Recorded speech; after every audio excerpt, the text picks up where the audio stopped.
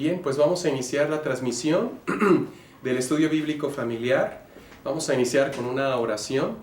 Padre, te damos gracias en esta noche, en esta tarde-noche, Señor, por tu bondad, por tu misericordia.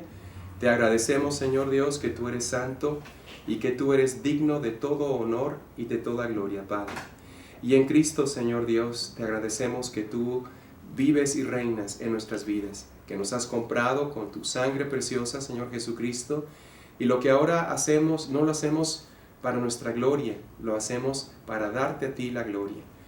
Tú nos enseñaste, Señor, en tu palabra, que ya no debemos de vivir nosotros para nosotros mismos, sino que ahora vivimos, y lo que vivimos lo hacemos para la gloria del unigénito Hijo de Dios, el cual se entregó a sí mismo por nosotros en la cruz.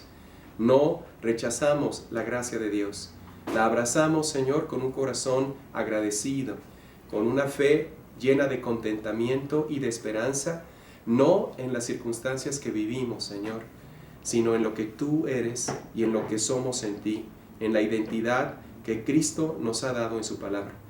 Padre, sabemos que el adversario, nuestra carne y el mundo están en contra de tu palabra, y siempre que tu palabra es expresada, Señor, hay oposición. Así que te damos gracias, Señor, por las tribulaciones, por las persecuciones, por el rechazo que todos tus hijos alrededor del mundo tenemos de una u otra forma, por la rebelión de este viejo hombre, mi Dios, que siempre quiere dejar la cruz donde fue crucificado y tomar el trono de nuestra vida, por este cuerpo de carne de pecado, Señor, que tenemos, que nos jala siempre hacia lo terrenal, por las potestades del adversario que tratan de impedir que tu gracia fluya en nuestras vidas, y también por este mundo, Padre, que está lleno de pecado y la atracción del pecado siempre es muerte. Tú dices en tu palabra que la paga del pecado es muerte, mas la dádiva de Dios es vida eterna en Cristo nuestro Salvador. Te damos gracias, Señor, y pedimos hoy tu presencia. Te damos gracias por nuestros hermanos a través del internet que se han unido en esta transmisión, y pedimos que hoy, Padre, podamos transmitir y podamos avanzar en este tema tan hermoso que hoy nos das. Gracias, Señor, por tu presencia, y gracias, Señor, por nuestros hermanos y hermanas que nos acompañan aquí en esta noche. Gracias por tus ángeles, Señor, que han descendido para tomar su lugar entre nosotros, porque nos hemos acercado al monte Sión, a la innumerable multitud de ángeles y a los espíritus de los justos hechos perfectos. Gracias, Señor Jesucristo. Gracias, Espíritu Santo. A ti sea siempre la gloria y la alabanza por los siglos de los siglos. Amén. Bien, pues vamos a continuar, vamos a iniciar. Tenemos aquí lo que es la guía de estudio. La guía de estudio se les está dando a nuestros hermanos que la solicitan a través del internet, y es una guía muy sencilla, pero que trae una manera de ayudarnos junto con la transmisión en vivo del estudio. Entonces vamos a iniciar leyéndola. Bienvenidos, hermanos. Vamos a leer la primera hoja. Dice: las religiones del hombre. La salvación espiritual, dice esta guía, ¿verdad? El tema de hoy, pues, es como se ha anunciado desde la vez pasada, es un tema sobre la salvación, específicamente los aspectos de redención y justificación. Esos son los dos aspectos que a través de este estudio vamos a analizar dentro de la doctrina de la salvación, dentro de las epístolas del apóstol Pablo. Entonces, la salvación espiritual es una controversia para algunos, y para otros es una interrogante sin respuesta. En el mundo se han registrado en las últimas décadas 9.900 religiones. Cada una de estas religiones profesan y aseguran ser la única y la correcta religión que ofrece la salvación espiritual. Al mismo tiempo, el hombre natural, y hablamos, ¿verdad?, de que hay tres tipos de hombres en la palabra del Señor. En 1 Corintios, capítulos 2 y 3, nos dice el apóstol Pablo que hay tres tipos de hombres. Uno de ellos se conoce como el hombre natural. El hombre natural hace las cosas que le son naturales.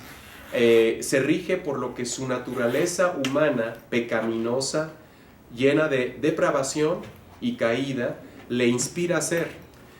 Y el hombre carnal, que es un segundo tipo de hombre, ese hombre es el que solo hace lo que su carne le domina hacer. Vive para su carne y para complacer su carne. No vive para complacer a los demás. Vive para complacerse a sí mismo.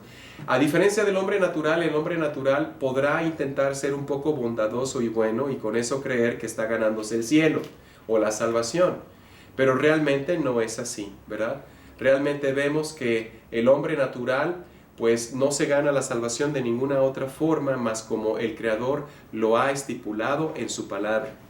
Y hay un tercer hombre, que es el hombre espiritual. Ese hombre espiritual está lleno del Espíritu Santo, vive de acuerdo al Espíritu de Dios, hace lo que el Espíritu de Dios le lleva a hacer y se deja guiar por los impulsos del Espíritu, no por la carne. Pero también hay tres tipos de personas en este mundo. Están los que son los judíos, están los que son los gentiles y están los que son el cuerpo de Cristo. Entonces aquí tú puedes ver tres tipos de personas: los judíos, el gentil y el creyente. De esta forma, más o menos, podemos darnos cuenta de las religiones que el hombre ha hecho. Voy a seguir leyendo en su primera hoja, ¿verdad? Dice aquí: al mismo tiempo, el hombre natural cree que todas las religiones, de una u otra forma, tienen algo de verdad y que le pueden ofrecer llegar a Dios. Unas religiones tardarán más y serán más difíciles de seguir que otras, pero obtendrán el mismo fin: conocer a Dios, según algunos de ellos dicen. En religión todo es cuestión de gustos y tendencias. Es decir, la gente dice, en la religión, en la política y en el fútbol, pues nadie se pone de acuerdo, ¿verdad? Todos simplemente es cuestión de gustos y de lo que cada quien sienta. Y al equipo que le vaya, ¿verdad? Si en una religión no te exigen tanto y es una religión cómoda, entonces la gente que es así va a tender a ir a esa religión. Otros que les gusta que les exijan más, van a ir a religiones más difíciles, ¿verdad? Pero el hombre es el que hace las religiones. Estos y otros razonamientos similares, dice tu guía de estudio, demuestran que el hombre piensa que sabe cómo ser salvo, mas a la luz de lo que la Biblia asegura, el hombre se ha hecho necio en sus propios razonamientos. Y el apóstol Pablo, lo que son los capítulos 1, 2 y 3 de Romanos, él plantea una acusación, porque está acusando a nosotros mismos, está acusando al hombre natural y carnal, está acusando a la descendencia de Adán. Y no es tanto que la acuse, está dando como un veredicto para que todo hombre sepa que es pecaminoso. Es lo que Pablo está dando las evidencias que hoy vamos a ver para poder ir armando el camino hacia la explicación de cómo debe uno ser salvo en esta dispensación de gracia. Entonces hay un ejemplo en la palabra del Señor que está en Hechos capítulo 16. No sé si se acuerdan cuando Pablo y Silas, los apóstoles de nuestro Señor Jesucristo, fueron llevados a prisión, y ahí sale un personaje que se llama el carcelero de Filipos. No sé si recuerden. Estamos en Hechos 16. Yo le voy a pedir a mi hermano si puede leer del versículo 25 y nos vamos a ir hasta el versículo 34, ¿sí? Del 25 al 34. ¿Qué dice, hermano? Pero a medianoche, orando Pablo y Silas, cantaban himnos a Dios y los presos los oían. Entonces sobrevino de repente un gran terremoto, de tal manera que los cimientos de la cárcel se sacudían y al instante se abrieron todas las puertas y las cadenas de todos se soltaron. Despertando el carcelero y viendo abiertas las puertas de la cárcel, sacó su espada y se iba a matar, pensando que los presos habían huido. Mas Pablo clamó a gran voz, diciendo: no te hagas ningún mal, no te hagas ningún mal, pues todos estamos aquí. Él entonces, pidiendo luz, se precipitó adentro y temblando se postró a los pies de Pablo y Silas, y sacándolos les dijo: señores, ¿qué debo hacer para ser salvo? Ellos dijeron: cree en el Señor Jesucristo y serás salvo tú y tu casa. Y le hablaron la palabra del Señor a él y a todos los que estaban en su casa.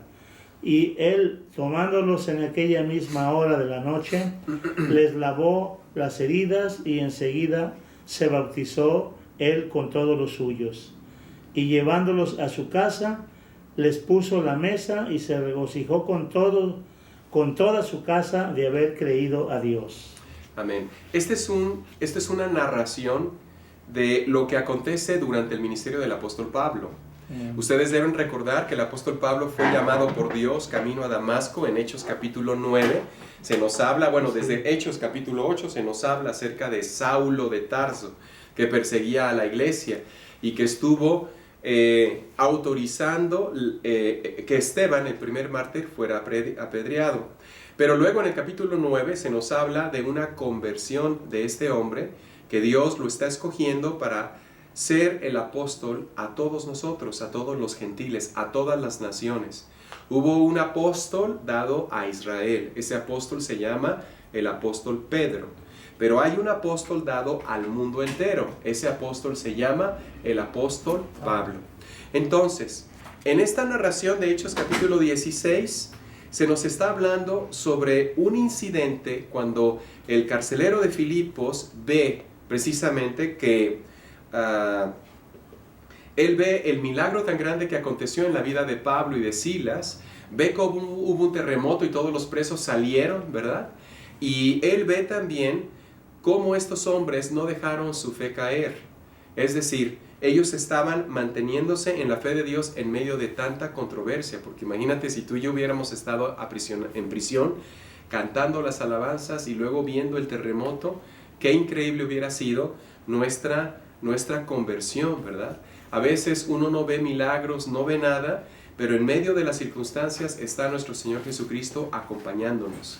Cuando las cosas están tensas, cuando las cosas no salen como uno quiere, ahí está nuestro Señor Jesucristo y Él es el que nos está acompañando. En esta ocasión, lo que le llamó tanto la atención al carcelero de Filipos fue la fe, la confianza del apóstol Pablo y del apóstol Silas, a tal grado que él se iba a quitar la vida, ¿verdad? Pensando que todos los presos habían huido. Pero Pablo le dice, no te quites la vida, aquí estamos todos. Con eso él cae de rodillas y él entonces empieza a saber cómo ser salvo, cómo tener esa fe. No sé si te ha pasado, de alguna forma alguien se ha acercado a ti y te dice, yo no sé, cuando tú hablas conmigo, cuando yo te escucho, como que hay una luz, como que hay una paz, como que algo tienes que yo quiero tener. Yo no quiero seguir siendo así como soy. Yo quiero ser como tú eres. Yo quisiera expresar lo que tú dices, creer lo que tú crees. No sé si les ha pasado, hermano. Esa es la luz del Evangelio que vive dentro de nosotros. Es Cristo dándose a conocer. Pero ¿qué decirle a las personas que nos dicen, ¿cómo puedo yo ser salvo?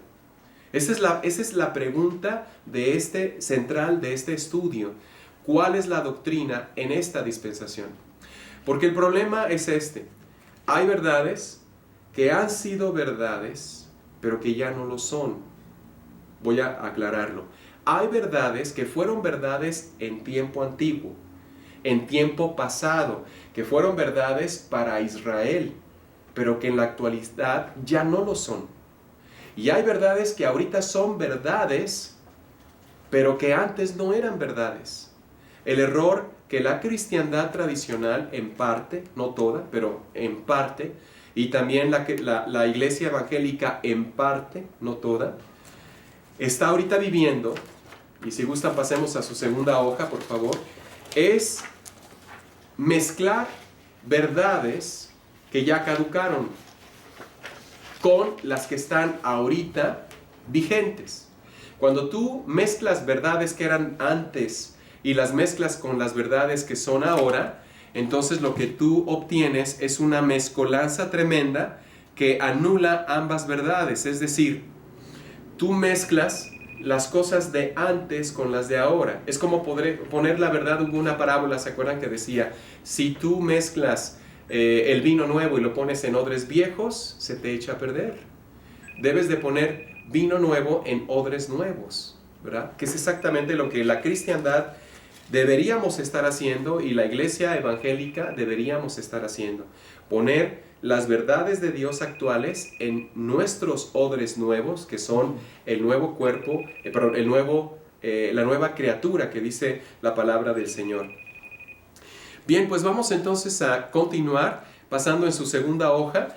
aquí se nos habla, la primera, lo que demostró es que hay religiones, ¿verdad? El hombre, a pesar de su actitud, se ha hecho de tradiciones, se ha hecho de ritos, se ha hecho de creencias, ha formado religiones y todas salen de un razonamiento necio, que es lo que dice el apóstol Pablo en primer capítulo de Romanos, segundo y tercer capítulo, que vamos a ir viendo poco a poco. Esto es solo una especie como de escenario de lo que estamos viendo, de dónde parte el querer saber cómo ser salvo.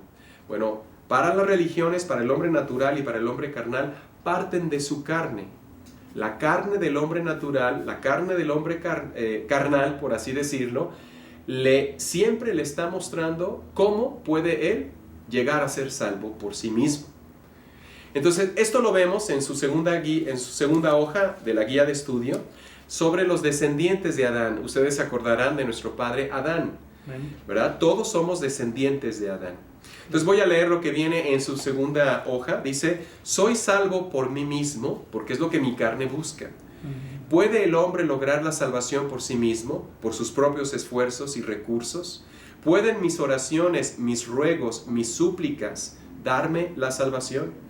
Y aquí nos vamos a ir adentrando a un tema bastante controversial, porque muchos hermanos, pastores y misioneros, en una u otra ocasión hemos querido invitar a otros a que sean salvos y pensamos que ganamos almas para el Señor. Pero la Biblia dice que la salvación es algo que se hace desde los cielos. El hombre natural y carnal no pueden tener injerencia en la salvación de otra persona. No podemos nosotros tener injerencia en que una persona sea o no salva. Nadie gana almas para nadie, porque Cristo conoce a los que son de Él. Ahora, esto no se dice de una manera despectiva, esto no se dice de una manera arrogante. Lo que estamos haciendo es leyendo lo que la Biblia dice. Porque ¿cómo podemos ayudar a la otra persona a llegar al Señor Jesucristo? Es únicamente dejando que Cristo viva en nuestra vida. Porque si Cristo empieza a vivir, ellos van a ver la luz de Cristo. Y al ver la luz de Cristo, el Espíritu Santo va a intervenir en su propio espíritu.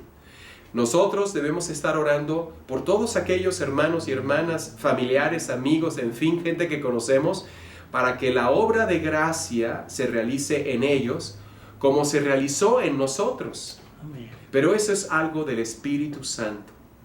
Es lo que vamos a ir viendo aquí. ¿Alguna pregunta allá atrás? ¿Sí? Entonces esta pregunta, ¿qué debo hacer para ser salvo?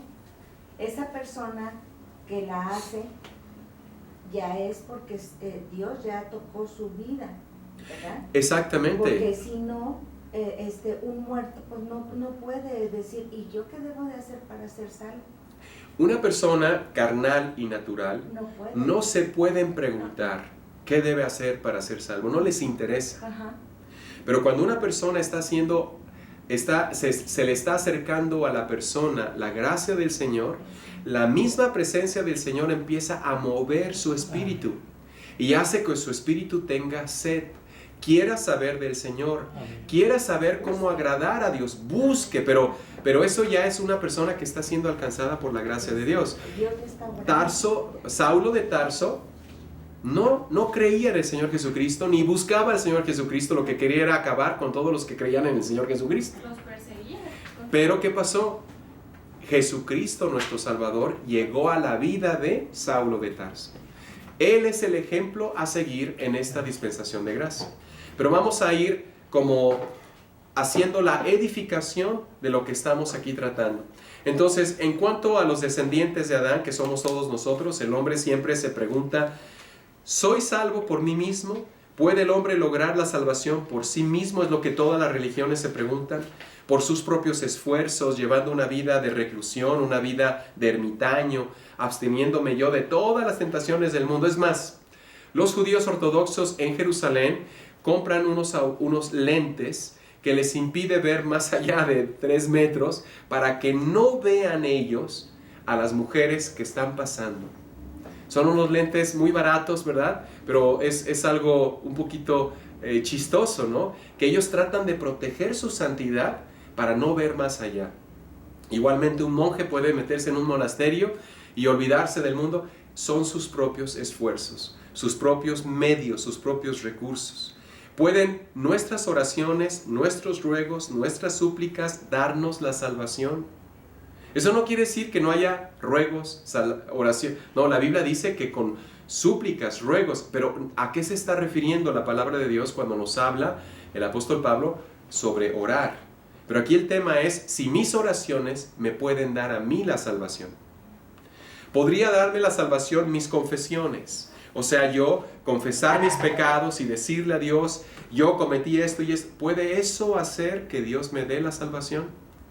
¿Podría darme la salvación mi arrepentimiento? Porque Juan el Bautista dice en el Evangelio de Lucas, capítulo 4, vamos a ver esto.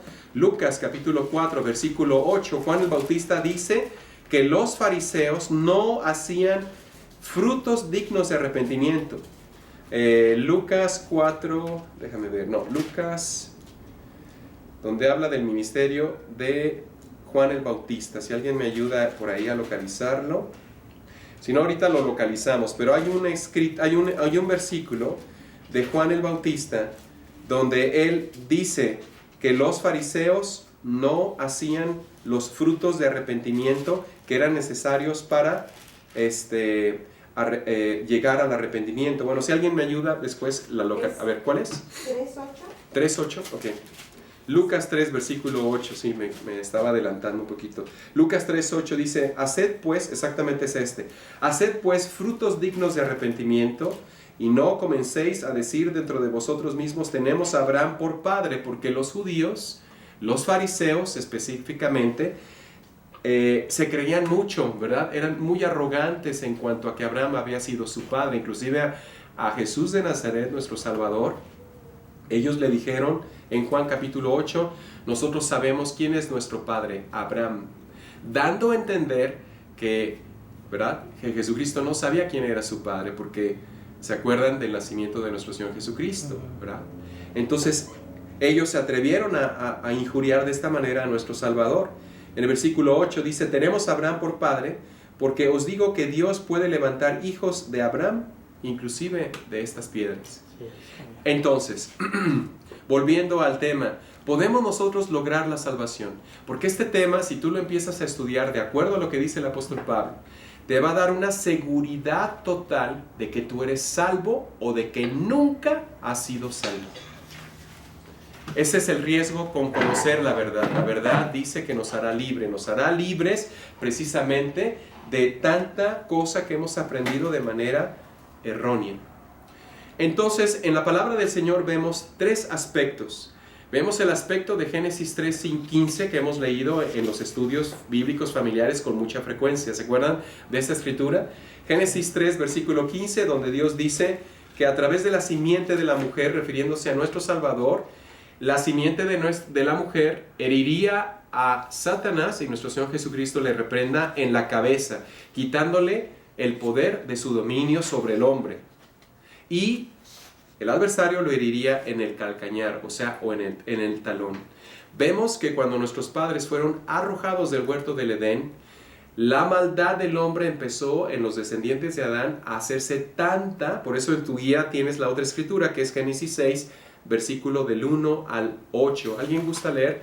Génesis 6 del 1 al 8. ¿Por qué estamos analizando este tema? Porque la salvación no la puedes ver si no analizas la situación en la cual nos encontramos. La situación en la cual nos encontramos como seres humanos. Porque por ahí hay varios que dicen, es que tú puedes decidir para Dios. Tú puedes aceptar a Cristo en tu corazón. Tú puedes decirle, Señor, ven a mi vida. Pero hay que ver en qué situación. Porque humanamente hablando, el ser humano no puede invitar al Señor a su vida. Porque el ser humano no tiene libre albedrío ahora. Estoy hablando de una persona que no ha sido tocada por la gracia de Dios. El ser humano, descendiente de Adán, tiene su libre albedrío espiritualmente hablando muerto. No medio moribundo, ni más o menos así. Está totalmente muerto. La Biblia lo dice ¿dónde? En Romanos capítulo 3. ¿Por qué en Romanos 3 se nos dice que el hombre está muerto espiritualmente? Porque Dios nos lo quiere hacer ver para que la gracia sea abundante, para que el mérito sea de nuestro Dios. Entonces por ahí varios dicen, mira, ¿sabes qué? Tienes que aceptar a Cristo en tu corazón y arrepentirte de tus pecados. Tienes que orar a Dios y repetir una oración muy conocida que se llama la oración del pecador o la oración de fe para que el Señor venga a tu vida. Todas estas cosas nacen de las tradiciones del hombre, que es lo que estamos viendo en esta segunda hoja de tu guía de estudio. ¿Alguien quiere leer Génesis 6 del 1 al 8? ¿Qué dice? La maldad de los descendientes de Adán antes del diluvio. Aconteció que cuando comenzaron los hombres a multiplicarse sobre la faz de la tierra y les nacieron hijas, que viendo los hijos de Dios que las hijas de los hombres eran hermosas, tomaron para sí mujeres, escogiendo entre todas. Y dijo Jehová, no contenderá mi espíritu con el hombre para siempre, porque ciertamente él es carne, mas serán sus días 120 años. Había gigantes en la tierra en aquellos días, y también después que se llegaron los hijos de Dios a las hijas de los hombres, y les engendraron hijos. Estos fueron los valientes que desde la antigüedad fueron varones de renombre. Y vio Jehová que la maldad de los hombres era mucha en la tierra, y que todo designio de los pensamientos del corazón de ellos eran de continuo solamente el mal. Y se arrepintió Jehová de haber hecho hombre en la tierra, y le dolió en su corazón. Y dijo Jehová, raeré de sobre la faz de la tierra a los hombres que he creado, desde el hombre hasta la bestia y hasta el reptil y las aves de los cielos, pues me arrepiento de haberlos hecho. Pero Noé halló gracia ante los ojos de Jehová. En medio de un mundo tan pecaminoso, donde los descendientes de Adán tenían a Adán dentro de su corazón, el corazón de Adán había infectado todo ser humano. Adán fue infectado, como sabemos, por el mismo Satanás. La simiente de Satanás entró en el espíritu de Adán y mató su espíritu espiritualmente hablando. Entonces, dentro de ese espíritu había un poder de decisión. Cuando Adán y Eva estaban en el huerto del Edén, su poder de decisión, su libre albedrío era perfecto. Al pecar, ese libre albedrío murió espiritualmente hablando. Esto está basado en Romanos capítulo 3, donde el apóstol Pablo dice que no hay ni uno justo, ni nadie que busque a Dios. ¿Sí se entiende? Porque si no entendemos ese punto, no podemos seguir adelante. Porque precisamente cómo debo ser salvo o qué debo hacer para ser salvo, nace de una intención de nuestro corazón en alcanzar a Dios. Y debe de ser al revés, es que Dios me alcanza a mí. Para la carne esto es un insulto. Porque cuando más se acerca uno a la comprensión de la gracia, la carne empieza a respingar más, y se empieza a dar cuenta de que no hay absolutamente nada que podamos hacer, que estamos totalmente perdidos y que la salvación es un don gratuito de Dios. Y esto destruye todo tipo de religiones. Por eso nadie nos va a predicar lo que viene en las epístolas de esta manera, porque entonces mis esfuerzos, mis obligaciones, mis responsabilidades, lo que yo pueda hacer para alcanzar el favor de Dios, es simplemente trapos de inmundicia. Y son palabras muy fuertes, ¿verdad? Para nuestra carne. Vamos a ir a un incidente. ¿Se acuerdan de Babel? ¿Alguien sabe qué quiere decir Babel? ¿Confusión? Confusión. Entonces vamos a leer en Génesis capítulo 11, la Torre de Babel. ¿Quién crea la Torre de Babel? Bueno, es liderada toda esta incitación a los cielos, Génesis capítulo 11, por un hombre llamado Nimrod. Y ese hombre hizo varias ciudades, entre ellas fundó Babel y después se fue y fundó Nínive. ¿Se acuerdan de Jonás? Sí. Bueno, quien fue el fundador de Nínive, según la palabra de Dios en Génesis 10, es Nimrod, el gran cazador. Este hombre era perverso, este hombre era obviamente influenciado por el adversario, a tal grado que movió a multitud de gente. No creas que aquí estamos hablando de cientos de personas, aquí estamos hablando de miles de personas con un mismo fin. Inclusive algunos eruditos dicen que millones de personas. O sea que te estamos hablando de que en la Torre de Babel no había 10 personas, había miles de personas o inclusive millones de personas. ¿Cómo es posible que podían hacer algo tan inédito, verdad? Unirse todas en una misma lenguaje, con un mismo gobierno, con un mismo líder. que es lo que ahorita estamos viendo en el escenario mundial. Acuérdense de que hace pocos días vino el lunes negro, que le llamaron, donde debido a la situación económica de las bolsas de China, muchas bolsas en el mundo, la mayoría, ¿verdad?, tuvo bajas tremendas. Ahorita vemos en México que el dólar está llegando a 17 pesos, ya lo está sobrepasando, el euro a casi 20 pesos. Y estamos viendo u oyendo rumores de que otros países se están declarando en recesión. Entonces, todo esto es un escenario perfecto para que el anticristo empiece a surgir, porque el mundo debe de caer en un colapso económico, en un colapso político, como dice Daniel capítulo 11, para que ese líder físico empiece a integrar una restauración humana, material, económica, religiosa y social. Nimrod fue un prototipo del anticristo en aquel entonces. En ese entonces vamos a leer, hermano, Génesis capítulo 11, del 1 hasta el 9, si se puede, por favor. Génesis 11, versículo 1 al 9, ¿qué dice? Tenía entonces toda la tierra una sola lengua y unas mismas palabras. Y aconteció que cuando salieron de oriente, hallaron una llanura en la tierra de Sinar, y se establecieron allí. Y se dijeron unos a otros: vamos, hagamos ladrillo y cosámoslo con fuego. Y les sirvió ladrillo en lugar de piedra, y el asfalto en lugar de mezcla. Y dijeron: vamos, edifiquémonos una ciudad y una torre, cuya cúspide llegue al cielo, y hagámonos un nombre, por si fuéramos esparcidos sobre la faz de toda la tierra. Ahí un segundito, hermano. Este versículo que está leyendo mi hermano es uno de los más importantes en esta narración. Porque exactamente, ellos querían hacerse un nombre en los cielos. Es como un reflejo de lo que leemos en Isaías 14:12, cuando se habla del adversario, ¿se acuerdan? Que dice: subiré a lo alto y seré semejante al Altísimo. ¿Quién estaba incitando toda esta rebelión? Porque además ellos estaban diciendo: no queremos que nos esparzan sobre la tierra. Y Dios le había ordenado a Adán y a Eva, los padres de todos estos hombres y mujeres, que se esparcieran sobre la tierra. Pero para ir en contra de lo que Dios ordena, estas personas dicen: para que no se nos esparza, por si fuésemos esparcidos por toda la tierra. Continúa, hermanito, ¿qué dice? Y descendió Jehová para ver la ciudad y la torre que edificaban los hijos de los hombres. Y dijo Jehová: he aquí el pueblo es uno, y todos estos tienen un solo lenguaje, y han comenzado la obra, y nada les hará desistir ahora de lo que han pensado hacer. Ahora pues, descendamos y confundamos allí su lengua, para que ninguno entienda el habla de su compañero.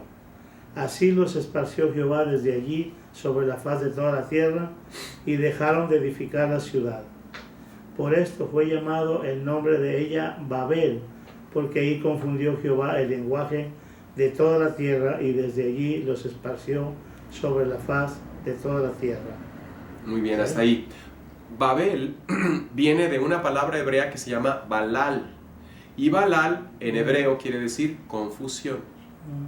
Entonces aquí algunos eruditos dicen que Dios confunde la lengua de estas personas y se crean 70 idiomas madres. Y de ahí, ¿verdad?, los que se entendían con unos hablaban y empezaron a esparcirse. Dios forzó que su voluntad se hiciera, pero a partir de este instante, no en el diluvio, a partir de este instante que ya fue después del diluvio, Dios decide dejar al hombre a su propio destino. Es increíble. Dios decide dejar al hombre a su propio parecer. Como ya no le habían obedecido, Dios les dice: bueno, hasta aquí, ¿verdad? Los esparzo y ustedes sabrán lo que hacen. Es lo que la Biblia dice que sucedió. Vayamos aquí en su guía de estudio. A partir de este momento, Jehová deja al hombre, como dice el apóstol Pablo, a su propio parecer, a los razonamientos de una mente reprobada y necia. Las religiones, las tradiciones, los ritos enfocados hacia la salvación del hombre, creados por el propio hombre, nacen de una mente reprobada y de una mente necia. Qué increíble, ¿no? Porque aquí tú estás viendo a través de la Escritura que Dios nos da una síntesis de lo que son las religiones. En Romanos 1:28 dice, y como ellos no aprobaron tener en cuenta a Dios, esto vino desde la Torre de Babel. La Torre de Babel fue el parteaguas en el que Dios dijo, bien, yo los dejo a un lado y voy a llamar a un solo hombre. Ese hombre se va a llamar Abraham, que después Dios le cambia el nombre a Abraham. Y dice aquí, y como ellos no aprobaron tener en cuenta a Dios, Dios los entrega a una mente reprobada para hacer cosas que no, dice, no convienen. En Hechos 14:16 son escrituras que vienen en su guía. Dice, en las edades pasadas, Dios ha dejado a todas las gentes andar en sus propios caminos. Si bien no se dejó a sí mismo sin testimonio, haciendo bien, dándonos lluvias del cielo y tiempos fructíferos, llenando su sustento y de alegría nuestros corazones. Inclusive se le conoce a este dejar de Dios para con el hombre descendiente de Adán como los tiempos de la ignorancia. Así es como se refiere el apóstol Pablo a estos tiempos donde Dios deja al hombre a su propio camino, donde Dios deja al hombre necio y malo a sus propios razonamientos, necedades e intentos de llegar a Dios por sus propios esfuerzos, como lo fue la Torre de Babel.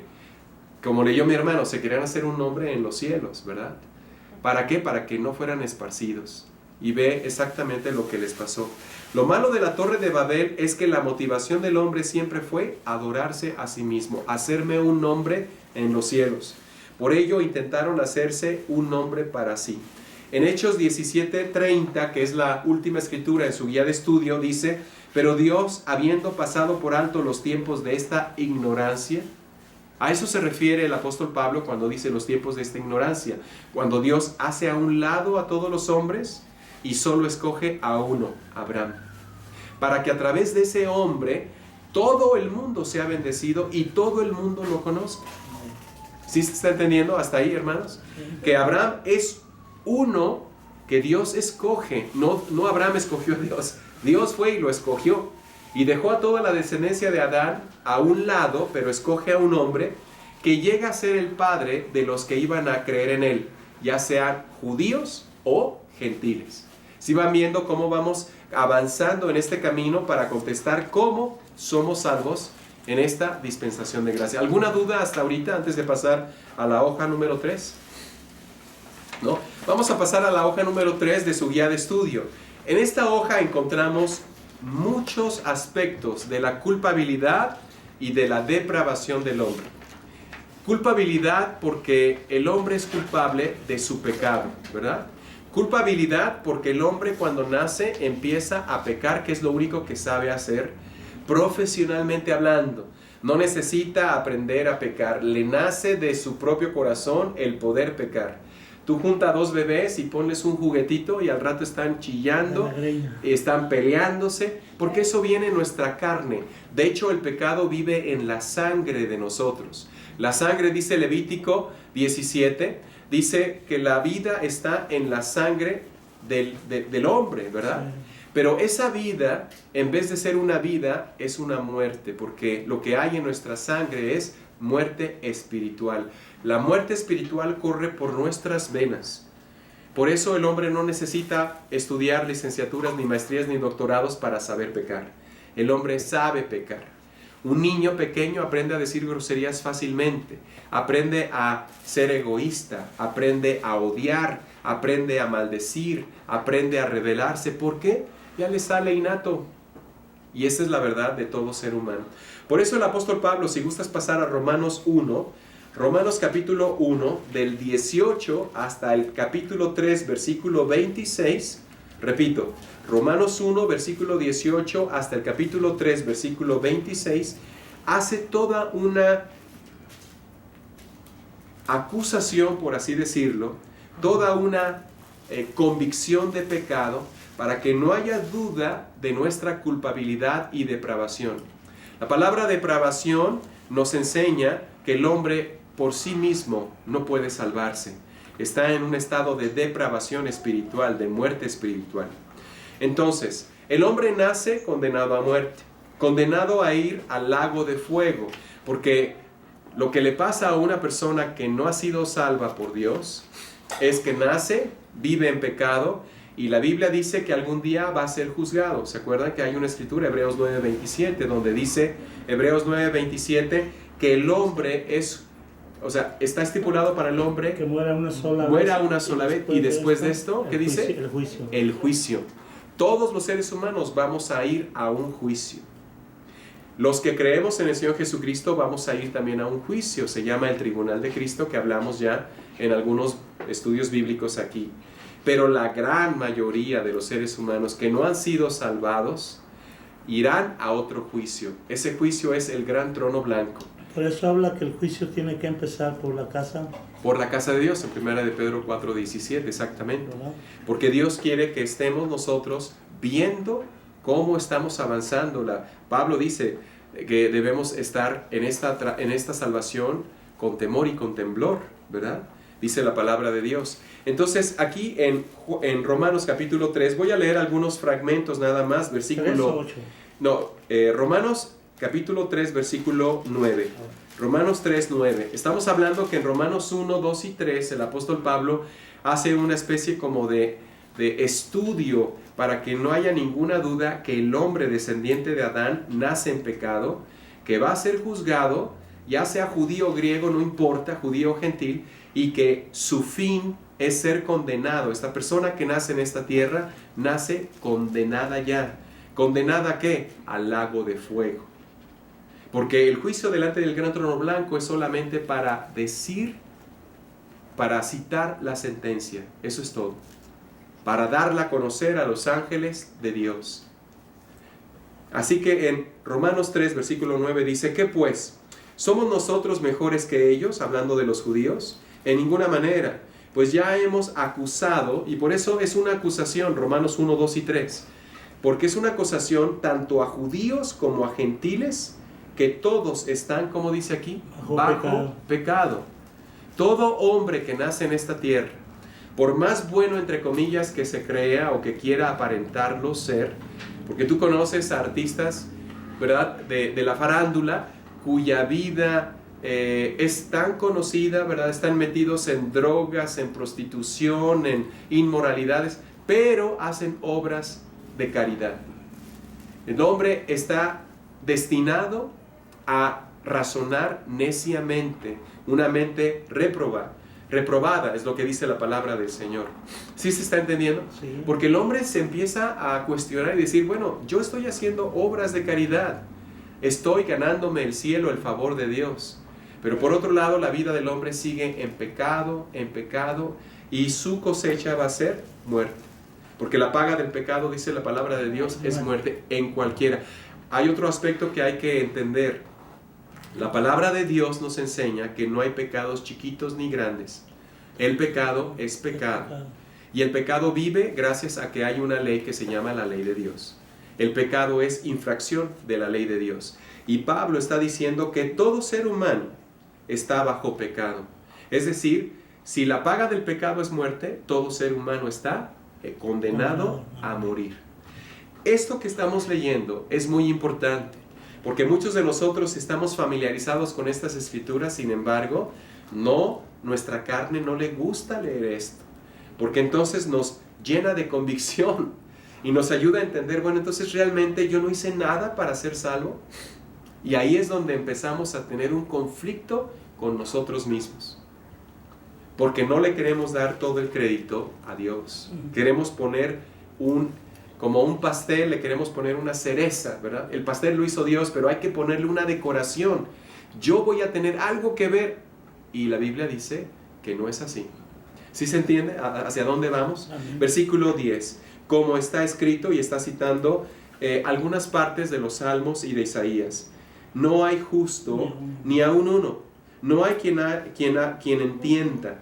No hay quien busque a Dios. El hombre natural, descendiente de Adán, el hombre carnal, no entiende las cosas de Dios. Versículo 12. Todos se desviaron. Esto te puede ayudar a entender a ti, hermano, misionero, pastor, que escuchas, que realmente va a haber hermanos, va a haber familiares, va a haber amigos, va a haber conocidos, que tú les vas a compartir el evangelio, la predicación de Jesucristo, y no te van a poder entender nada. Van a ver algo en ti, pero eso no va a ser causa de que ellos cambien. Entonces no te debes sorprender porque no puedes esperar algo más de una persona que está muerta, como tú y yo estábamos muertos. ¿Sí se entiende? Esto no te debe de desanimar, porque la obra salvadora la hará el Espíritu Santo. Tampoco te debe o me debe hacer sentir superior, porque yo también estaba como ellos. Sí se está entendiendo, ¿no? Sí. Aquí no puede haber nada de superioridad ni de arrogancia, porque la salvación es sin parcialidad.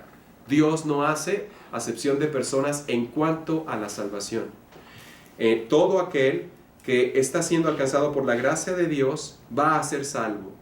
Dice la palabra de Dios, versículo 12, todos se desviaron, a una se hicieron inútiles, no hay quien haga lo bueno, no hay ni siquiera uno. Y luego dice aquí en el versículo 15, sus pies se apresuran para derramar sangre. Esto lo estamos viendo en las noticias continuamente.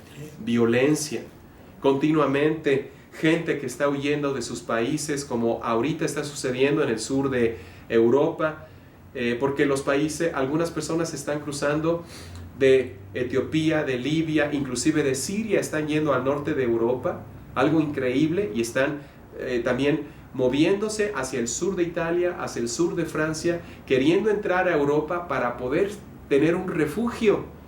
Pero dentro de estos que están inmigrando, pues, la gente europea cree que también hay gente escondida de este grupo terrorista ISIS. Entonces es una controversia, porque a quién dejar pasar y cómo hacerlo. Y es una catástrofe social la que está ocurriendo realmente allá en Europa, en el sur de Europa. Dice aquí, versículo 16, quebranto y desventura hay en sus caminos, y no conocieron camino de paz. No hay temor de Dios delante de sus ojos. Entonces, todo ser humano está destinado a morir en el lago de fuego. Porque nacimos en pecado, nuestra condena es ser echados en el lago de fuego. ¿Sí se entiende este punto?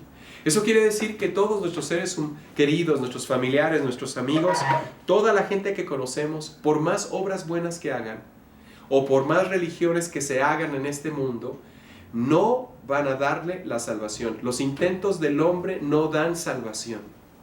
¿Alguna duda sobre este aspecto hasta ahorita, cómo vamos? Porque vamos a irnos adentrando en lo que ya son las doctrinas de la salvación. Y vamos a ir conociendo cuál es la razón principal por la que nuestro Señor Jesucristo resucitó. Eso es algo maravilloso que no se nos hace entender, porque es una de las esperanzas que más hace que el creyente esté establecido en Cristo. La razón por la cual Cristo resucitó para nosotros también. Así que vamos a leer entonces Apocalipsis 20, vayámonos a Apocalipsis capítulo 20. ¿Qué es el lago de fuego? El lago de fuego no es el centro de la tierra, el lago de fuego está fuera de esta tierra, porque el infierno, como se dice en las escrituras, está en el centro de la tierra, y el infierno va a ser echado al lago de fuego. ¿Sí? ¿Te acuerdas de esa escritura? Sí. Apocalipsis capítulo 20, hermano, ¿no quieres ayudarme a leerlo? Sí, ¿cómo? Apocalipsis 20, y vamos a leer desde el versículo 11 hasta el versículo 15. Apocalipsis 20, 11 y 15. Y vi un gran trono blanco, y al que estaba sentado en él, de delante del cual huyeron la tierra y el cielo, y ningún lugar se encontró para ellos. Y vi a los muertos, grandes y pequeños, de pie ante Dios, y los libros fueron abiertos, y todo libro fue abierto, el cual es el libro de la vida, y fueron juzgados los muertos por las cosas que estaban escritas en los libros, según sus obras. Y el mar entregó los muertos que había en él, y la muerte y el Hades entregaron a los muertos que habían en ellos, y fueron juzgados cada uno según sus obras. Y la muerte y el Hades fueron lanzados al lago de fuego, que esta es la muerte segunda. Y el que no se halló inscrito en el libro de la vida fue lanzado al lago de fuego. Amén. ¿Quién fue lanzado al lago de fuego? Todo aquel que no se halló inscrito en el libro de la vida. Entonces, cuando tú te preguntas, ¿qué debo hacer para ser salvo? Realmente te estás preguntando, ¿qué debo hacer para ser inscrito en el libro de la vida? Amén. Porque al final de cuentas, toda persona que es salva es inscrita en el libro Amén. de la vida. ¿Sí se entiende esa conclusión bíblica a la que estamos llegando? El libro de la vida es el libro de Dios. Es el libro donde Dios escribe el nombre de todo aquel que ha sido recipiente de su gracia. Cuando Saulo de Tarso iba camino a Damasco para aprender a los cristianos, y la gracia de nuestro Señor Jesucristo llegó a su vida, cuando tocó su espíritu y en esos 3 días que quedó ciego, el Espíritu Santo lo llenó de convicción, le mostró quién era su Salvador, a tal punto que Pablo dijo: heme aquí, Señor, ¿qué quieres que yo haga? Su nombre fue inscrito en el libro de la vida. Amén. ¿Sí se entiende? ¿Qué debo hacer para ser salvo? Es una pregunta tan profunda y tan mal entendida en la cristiandad hoy en día. Voy a leer lo que viene en su hoja número 3. Dios ha estipulado que el hombre viva y después de ello sea juzgado. El hombre descendiente de Adán nace condenado en sus propios pecados, sin esperanza de ser salvado por sí mismo, en absoluto o por algo que pudiera ser. Todo ser humano está destinado a un juicio que lo único que declarará será al hombre culpable y digno de muerte eterna y será echado a un lago de fuego, como leímos. Esta es la verdad plena y llana de la depravación del hombre, y todos somos ese tipo de hombre al nacer en esta tierra. Amén. ¿Está claro, hermanos? Amén. Bien, vamos a pasar a su hoja número 4, porque dijimos que Dios había dejado al hombre a un lado, ¿se acuerdan? Y solo escogió a un ser humano llamado Abraham, que vivía en la tierra de Ur de los Caldeos. Luego Dios hace un pacto con él en Génesis 17. En Génesis capítulo 12, como pueden ver en su guía, Génesis 12 del 1 al 3, Dios le dice: si tú me obedeces, las familias serán benditas en ti. Y yo te daré toda la tierra que ves, ¿verdad? Toda la tierra que hoy se conoce como la tierra de Palestina. Ajá. Desde ese entonces, Dios nuestro Señor le hizo la promesa a Abraham y a sus descendientes, los judíos, de que esa tierra era de ellos. Y luego en Génesis 17, Dios hace un pacto con Abraham. Y en Génesis 22, Dios le dice a Abraham: no nada más las familias de la tierra serán benditas en ti, Todas sino las las naciones. ¿Okay? Voy a leer lo que viene en su hoja número 4. Abraham, padre de los creyentes, tanto judíos como gentiles. Aquí tú debes ir comprendiendo que hay creyentes que son judíos, que creyeron en el Señor Jesucristo cuando Él tuvo su ministerio terrenal, como dice Hebreos 5, en los días de su carne. Y hay creyentes que creen en el Señor Jesucristo glorificado. Esa es la iglesia. ¿Sí se entiende? Porque ni tú ni yo vimos cuando nuestro Señor caminó sobre el agua, o cuando nuestro Señor bendijo el pan y los peces, pero creemos en un Señor Jesucristo Amén. Resucitado. Amén. ¿Sí? Por eso se llama Abraham padre de los creyentes. Pero Dios, en su gracia inmensamente inescrutable e incomprensible, decide, a la par de dejar al hombre a su parecer y razonamientos, llamar a un hombre común y corriente, descendiente de Adán también, pero a través del cual y por medio de su gracia bendeciría eventualmente a todo el mundo y le mostraría al hombre caído que solo en su gracia puede conocer su bendición y salvación eternas. Este hombre se llamó Abraham. Entonces repito, Génesis 12, en ti serán benditas las familias de la tierra. Génesis 17, Él hace un pacto con Abraham, darle la tierra de Palestina, a él y a sus descendientes a perpetuidad. Y Génesis 22, no solo las familias, sino las naciones serían benditas en ti. ¿Sí se entiende ese aspecto? Vamos a pasar a Romanos, donde nos vamos a ir acercando al tema de la salvación de una manera más profunda. Romanos capítulo 4 se nos habla de que en Abraham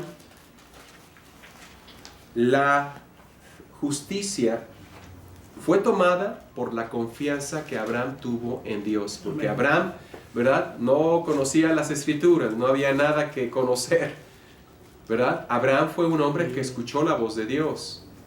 Fue un hombre que creyó totalmente a Dios. Por eso se le llama el padre de los que creen.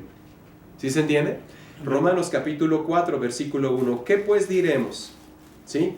Pero vámonos al versículo anterior. Estamos en el capítulo 3.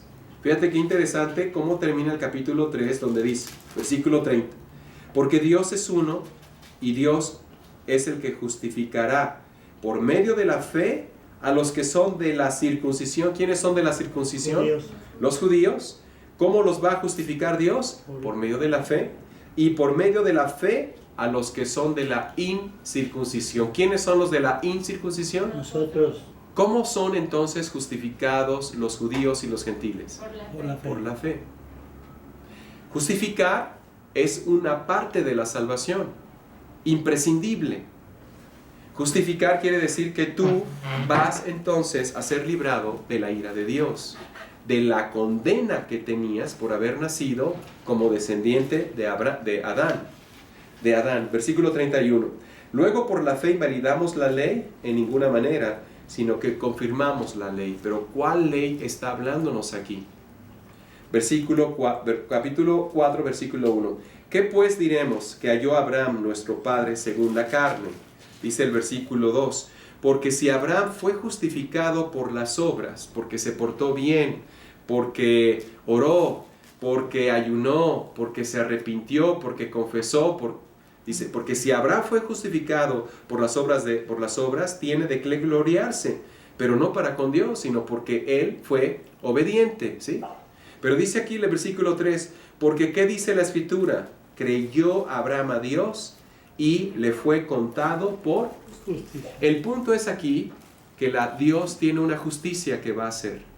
Esa justicia la hace mandando a una persona que nace como descendiente de Adán, enviándola al lago de fuego. Esa es la justicia santa y perfecta de Dios. Porque el hombre nace y tiene todo el derecho de ir al lago de fuego. Es lo único que ha ganado. Muerte eterna. ¿Sí se entiende? Sí. Eso es lo que la Biblia dice, Romanos 6:23, la paga del pecado es muerte. Aquí y en China, la paga del pecado es siempre muerte. Amén. No dice la Biblia la paga del pecado chiquito, No. la paga del pecado es muerte. Vámonos al versículo 9, dice aquí, es pues esta bienaventuranza solamente para los de la circuncisión o también para los de la incircuncisión. Porque decimos que a Abraham le fue contada la fe por justicia. ¿Cómo pues le fue contada? Fíjate qué palabras tan sencillas estamos leyendo aquí. Ajá. Estando Abraham en la circuncisión o en la incircuncisión. No en la circuncisión, sino en la incircuncisión. Abraham no era circuncidado cuando creyó a Dios. Pero luego Abraham se circuncidó por haber creído a Dios. De esa manera fue padre de los que eran incircuncisos y de los que fueron circuncidados. Oh. ¿Sí se entiende?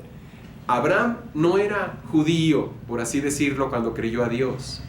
Pero al creer en Dios, él se hace judío con la señal de la circuncisión para que pudiera ser padre también de los judíos. ¿Sí se da a entender eso?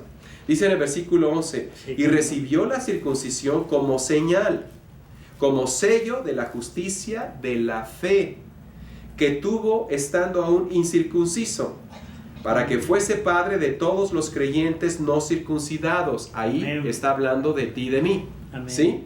Amén. A fin de que también a ellos la fe les sea contada por justicia. Amén. Entonces, el gentil que no es judío, ¿cómo puede él ser justificado? Igual que Abraham, por la fe. ¿Se está entendiendo este aspecto Amén. tan importante, Amén, hermanos? amén. ¿Por qué? Porque la fe es la ley de Dios, pero es una ley basada en gracia. Por eso que sin fe es imposible agradar a Dios. ¿Pero qué fe estás hablando? Cuando tú tomas en cuenta a Dios. Porque la Biblia dice en Romanos 1, 2 y 3 que los de la Torre de Babel y toda la descendencia de Adán, el problema fue que no tomaron a Dios en cuenta. Yo te invito a que más adelante tú leas Romanos, repito, capítulo 1, versículo 18, hasta Romanos capítulo 3, versículo 26, para que veas un resumen que te ayuda a comprender cómo es posible que hoy en día se haya legalizado en la Unión Americana, en todos los estados americanos, lo que es la unión entre homosexuales, lesbianas, transexuales, que es dado a una mente reprobada y necia. ¿Cómo es posible que ahora en ese país que es tan importante para el mundo se hayan hecho edictos de leyes anti Dios? Porque eso es lo que es. El aborto es una ley anti Dios. En fin, ¿verdad? Vamos a continuar leyendo versículo 12. Y padre de la circuncisión, o sea, de los judíos, para los que no solamente son de la circuncisión, sino que también siguen las pisadas de la fe que tuvo nuestro padre Abraham antes de ser circuncidado. ¿Alguna duda en cuanto a esto? Creo que está bastante claro que Dios llama a un ser humano llamado Abraham y le hace una promesa. En tu simiente serán benditas las familias. Amén. En tu simiente serán benditas las naciones. Yo voy a usar a tu descendencia como mi pueblo. Y de ahí parten muchas cosas que Dios le da a Israel. Por ejemplo, la circuncisión es una señal de que son el pueblo de Dios. Y el guardar el Shabbat es otra señal de que son el pueblo de Dios. ¿Quiénes? Los judíos. ¿Para quién se les dada la circuncisión al 8º día? A los judíos, no a los gentiles. ¿A quién se le ordena el observar el Shabbat a perpetuidad? Al pueblo judío, no a los gentiles. ¿Sí se entiende ese aspecto? Bien, entonces vamos a leer una escritura que viene en su guía de estudio, que es Gálatas 3:16. Gálatas 3:16 dice: ahora bien, a Abraham fueron hechas las promesas y a su simiente. No dice y a las simientes como si hablase de muchos, sino como de uno, y a tu simiente, la cual es Jesucristo. Así vemos que la descendencia de Abraham, necesitada de una simiente verdadera que le diera nueva vida y bendición, se encontraría imposibilitada para buscar, para conocer, para recibir o para ganar por sí misma esta vida nueva y verdadera. Solo Dios, quien es el que da la simiente verdadera, podría ayudar al hombre caído, porque la simiente es una promesa. La personifica el mismo Dios encarnado, ¿sí se entiende? Porque habla de una sola simiente, que es Cristo. Por esta escritura, Génesis 3:16, podemos concluir que solo hay un camino a Dios. Solo hay una manera de ser salvo, y esa es la que Dios estipula a través de la simiente. ¿Cuál simiente? Jesucristo. ¿Sí se entiende? Por eso en Mateo 1, versículo 1 dice: Jesucristo, hijo del rey David, hijo de Abraham. ¿Por qué? Porque está hablando de sus títulos mesiánicos. El hombre caído se encuentra precisamente así, caído. La depravación y culpabilidad del hombre lo hacen ser en sí mismo incapaz de solucionar su situación espiritual. El hombre caído ya no posee un libre albedrío. El hombre caído está muerto y no puede decidir espiritualmente hablando. Cuando tú logras comprender esta realidad del hombre, te das cuenta de que no puede el hombre invitar a Dios a su vida. Saulo de Tarso, que es el modelo a seguir en esta dispensación, no fue camino a Damasco y de repente volteó a los cielos y dijo: Señor Jesucristo, te invito a mi vida. Eso es algo que es absurdo. La salvación le ocurre a este hombre de forma inesperada, repentina, venida de Dios. Entonces, ¿Sí cuando hace uno la oración de la fe, que dice uno: Señor, yo te invito a mi corazón, yo te acepto en mi corazón como mi Señor y mi Salvador, eso no es la entrada a... Es lo que vamos a ver en este estudio, pero estamos solamente armando como la base, ¿verdad? Vamos a pasar a su hoja número, si no me equivoco, 1, 2, 3, a su hoja número 4, por favor, de su guía de estudio de la primera parte, que tiene 5 hojas, ¿sí? La segunda parte tiene 4 hojas, y yo creo que podemos ir avanzando en todo esto. En la quinta hoja dice Génesis 3, 19 al 18. Aquí estamos hablando de la rebelión de Adán, ¿se acuerdan? Cuando Dios maldice esta tierra por culpa de Adán. En el huerto del Edén, Adán estaba con luz. ¿Se acuerdan que hemos visto esto en los estudios? Revestido, bueno, en la Biblia, ¿verdad? A través de estos estudios, revestido de santidad. Adán vivía en perfección, tenía comunicación con Dios.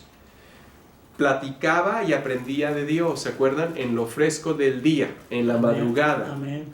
No había pecado en su entorno ni en su vida personal. Estaba lleno de futuro, de esperanza y de armonía. Su libre albedrío, con el cual Dios lo había creado a imagen y semejanza de Dios, estaba intacto. Él podía tomar decisiones. De hecho, Dios lo había creado así para que el hombre decidiera tomar del árbol de la vida. El hombre estaba en un estado de perfección para decidir el bien. Sin embargo, decidió lo contrario. Cuando decide lo contrario, pierde todo lo que estamos hablando, entre ellos la facultad de decidir espiritualmente hablando. ¿Sí se entiende, hermano? Ese aspecto es muy importante. Sí. Entonces, él vivía en un ambiente de seguridad, protección, bendición, un futuro inmensamente hermoso y sobre todo, él conocía a Dios. Al pecar, pierde absolutamente todo. Pierde su contacto con Dios, ya no iba a haber nada de fresco del día. Pierde el poder hablar con Dios. De hecho murió, como le dijo el Señor. Exactamente, así como ciertamente si tomas del árbol del bien y del mal, empezarás a morir. Sí. Entonces, ya no viviría en esa seguridad y protección dadas por Jehová en el Edén. Ya no le conocería a Dios, ya no podría tener ese hermoso futuro. Ahora inclusive la tierra sería maldita a causa de su transgresión. ¿Se acuerdan? Vamos a leer Romanos 8:20, por favor. Romanos 8:20 al 22, donde se nos dice que por culpa del pecado de Adán, la creación fue maldecida por Dios.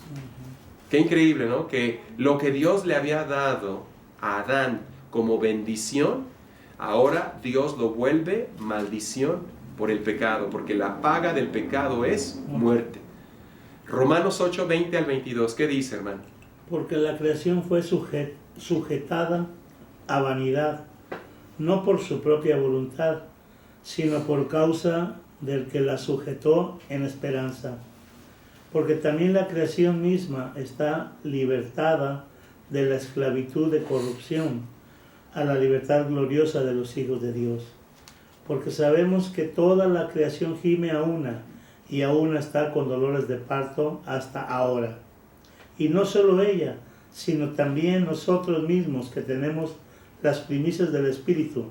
Nosotros también gemimos dentro de nosotros mismos, esperando la adopción, la redención de nuestro cuerpo. Perfecto. ¿Ahí? Entonces, ahí lo que está leyendo nuestro hermano de la palabra del Señor, la creación fue sujeta a vanidad por aquel mismo que la sujetó en esperanza. ¿Cuál es la esperanza? La glorificación de los hijos de Dios. O sea que una de las cosas que va a ocurrir cuando Dios nos transforme va a ser la redención de esta creación. ¿Sí se entiende? Sí. Es algo maravilloso porque así como Dios, por nuestro error, ¿verdad? Maldice la tierra, a través de nuestra restauración la va a bendecir. Amén. Por eso la mejor manera de ayudar a México, ayudar a Guadalajara, a Jalisco, a mi familia, es que Cristo viva en mí. ¿Cómo puedo hablarles a otros del Señor si Cristo no vive en mí? Pero si Cristo vive en mí, los frutos, el reflejo, las palabras, todo va a ser obvio. ¿Sí se entiende? Cristo en mí, la esperanza de gloria. Cristo en mí, la esperanza de gloria. Exactamente. La esperanza de gloria. Entonces vemos al hombre caído a través de la historia de la humanidad, dice su guía de estudio, hasta nuestros días, crear para sí mismo religiones, idear para sí mismo tradiciones que lo acerquen a Dios, formarse de ritos y de costumbres, de razonamientos y de cuestionamientos que solo nacen de un corazón caído. ¿Sí se entiende? Sí. Todo lo que son ritos, tradiciones, costumbres, nacieron en esencia en la Torre de Babel, con un personaje llamado Nimrod, para hacerse un hombre en los cielos, siempre intentando el regresar al Edén por sus propios méritos y por sus propios logros personales. Esto es muy importante para que el creyente lo entienda y vea cuál es su identidad ahora en Cristo. Lo anterior nos ayuda a comprender que inclusive esta tendencia del hombre caído es llevada e introducida a la iglesia. La historia de la cristiandad tradicional y ahora la iglesia evangélica en parte, no toda, en parte, está plagada de intentos para lograr la aceptación y el agrado de Dios. Uno de estos intentos humanos es la conocida oración de fe u oración del pecador.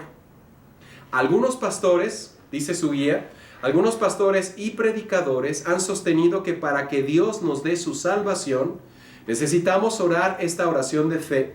Y al hacerlo no solo seremos salvos, sino que recibiremos a Cristo en nuestro corazón, al haberlo aceptado y al haberlo hecho público, o sea, confesado con la boca.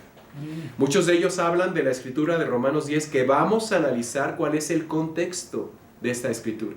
Pero antes de ello voy a leer lo que viene aquí en su guía de estudio. Acá viene una especie como de síntesis, porque la oración del pecador tiene muchas modalidades. Hay la oración del pecador católica, la oración del pecador evangélica, la oración del pecador arrepentido, la oración del pecador fervoroso. En fin, es un sinfín, ¿verdad? Pero más o menos las oraciones del pecador suelen decir algo como lo que aquí viene escrito. Una oración que cambia vidas, dice: Señor Jesús, yo te abro mi corazón, te pido que entres a mi vida, te acepto como mi Señor y Salvador. Perdóname de todos mis pecados desde mi juventud hasta hoy, citando parte de los Salmos. Me arrepiento y me dispongo a dejarlos. Creo y acepto el sacrificio que hiciste en la cruz del Calvario como la salvación de mi alma. Señor Jesucristo, por favor, dame la vida eterna y que mi nombre esté escrito en el libro de la vida. Ayúdame a ser una nueva persona renovada y transformada día a día en el conocimiento de tu verdad. Por Cristo Jesús, amén, así sea. Es un ejemplo de lo que viene aquí. No estamos diciendo que lo que se dice aquí esté equivocado. Estamos diciendo que la Biblia no sostiene la idea de que porque yo lo diga pueda alcanzar la salvación. Espero que esté siendo claro en lo que se está aquí hablando. El tema es: ¿qué debo hacer para ser salvo? Bien, vamos a ir a su última hoja de la primera parte. Confesar y creer solo es dado a los judíos. Estamos hablando... perdón, me salté. Vamos No, este es el fin de la primera parte, exactamente. Vamos a entregar la segunda parte, no sé si la tengamos por ahí. Bueno, gracias al Señor hoy hemos avanzado muchísimo y tenemos el tiempo para ver la segunda parte. Les voy a pasar aquí las guías, hermanos, para que ustedes vayan viéndolas. A nuestros hermanos del internet no se les envió la segunda parte, no creíamos que íbamos a poder terminarlo, pero se les va a enviar inmediatamente terminemos este estudio. O sea que inmediatamente que terminemos este estudio, tú vas a recibir en tu correo la guía de estudios sobre la segunda parte de este tema de cómo ser salvo, ¿sí? Bien, voy a ir despacio para aquellos que obviamente no lo tienen. Los que estamos aquí sí las tenemos, ¿verdad? Pero vamos a ir leyendo la primera hoja de la segunda parte. Son 4 nada más. Tenemos el tiempo adecuado para poderlas terminar si Dios así lo permite. Confesar y creer es solo dado a los judíos. Ellos tenían que hacer ambas cosas. Era algo integral, pero vamos a explicar por qué es algo integral para los judíos. ¿De dónde nace la supuesta oración del pecador? Nace en las Escrituras de un entendimiento pobre de Lucas capítulo 18, si vamos a Lucas capítulo 18, porque en esta parábola, ahora hemos entendido de acuerdo a las dispensaciones que se mencionan en Efesios capítulo 2, por el apóstol Pablo, que había un tiempo antiguo donde Dios estaba trabajando bajo la ley al pueblo judío, ¿sí? Israel estaba sujeto a la ley de Dios. Los profetas hablaron de esa dispensación y el apóstol Pablo la reconoce como el tiempo antiguo, Israel bajo la ley de Dios. Hay una dispensación actual en la cual estamos, se llama el tiempo presente. Ahora, ¿verdad? Esta dispensación tiene muchos sinónimos también, entre ellos la nueva administración de la gracia, o el misterio que había sido oculto y que nadie sabía, pero que Dios revela al apóstol Pablo y le da esto para nosotros los gentiles que tenemos un apóstol, se llama el apóstol Pablo. Pero va a haber también una dispensación futura. Efesios 2:7 nos dice que Dios mostrará en las edades por venir, en los siglos venideros, la bondad que ha tenido para con nosotros. Y el libro de Hebreos también dice que el libro de Hebreos, Hebreos 2, versículo 5, está hablándonos de lo que va a venir en el futuro. Entonces tenemos pasado, presente y futuro. Pasado dado a Israel, presente dado al cuerpo de creyentes que es la iglesia, y futuro dado a Israel y al mundo entero, donde Israel va a ser otra vez, por así decirlo, reactivado. La dispensación que quedó parada va a ser reactivada durante la gran tribulación y el milenio. Ese sí se conocen las edades por venir. Entonces, los evangelios, y hemos hablado en estos estudios bíblicos, explicando que la antigua dispensación, los libros que nos hablan de la antigua dispensación del tiempo pasado, son Génesis 1, versículo 2, hasta el libro de los Hechos, capítulo 7. Entonces, los evangelios nos hablan de la antigua dispensación. La parábola del capítulo 18, Lucas 18, versículo 9 en adelante, se nos habla acerca de un hombre que era fariseo y un hombre que era, como dice la palabra de Dios, un publicano. Se nos habla de que el publicano regresó habiendo recibido perdón en su oración, ¿se acuerdan? Vamos a leerla, porque este es el único pasaje en la palabra del Señor donde aquellos que sostienen la oración del pecador, la oración de fe, aceptar a Cristo en tu corazón, invitarlo a tu vida, de ahí sale, de ahí nace, supuestamente. Entonces vamos a leer aquí en el versículo 9, dice, a unos que confiaban en sí mismos como justos, acuérdate el tema es justicia, y menospreciaron a los otros, dijo también esta parábola. ¿A quién está hablando Jesucristo? Al pueblo judío. ¿Ok? El templo de Jerusalén era parte crucial de la vida del judío. De hecho, era el corazón para Israel.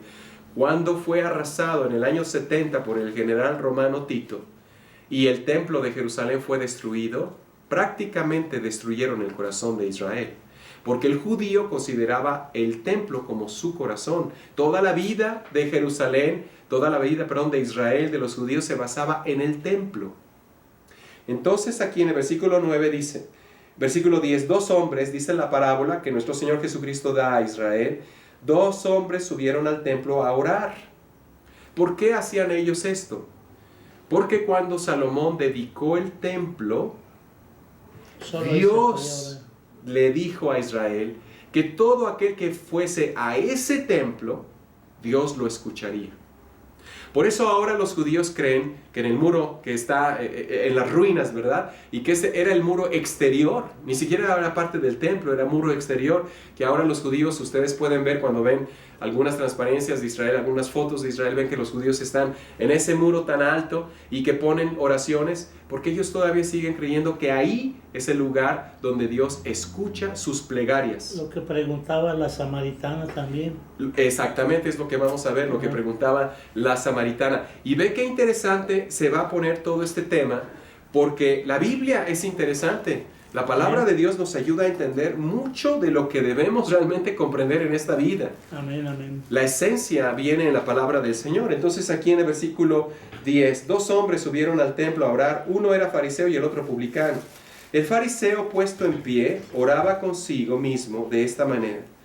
El fariseo: Dios, te doy gracias, porque no soy como los otros hombres ladrones, injustos, adúlteros, ni aun como este publicano. Obviamente estaba viendo al publicano, ¿verdad? Y estaba comparándose él con sus obras de justicia. Volvemos a la raíz de todo. ¿A cuál? Nimrod, la torre de Babel. Y si te vas más atrás, Génesis 6, la maldad del hombre. Y si te vas más atrás, Génesis 3, el huerto del Edén. Adán y Eva. ¿Sí puedes ver toda la trayectoria? Versículo 12. Ayuno 2 veces a la semana, doy diezmos de todo lo que gano.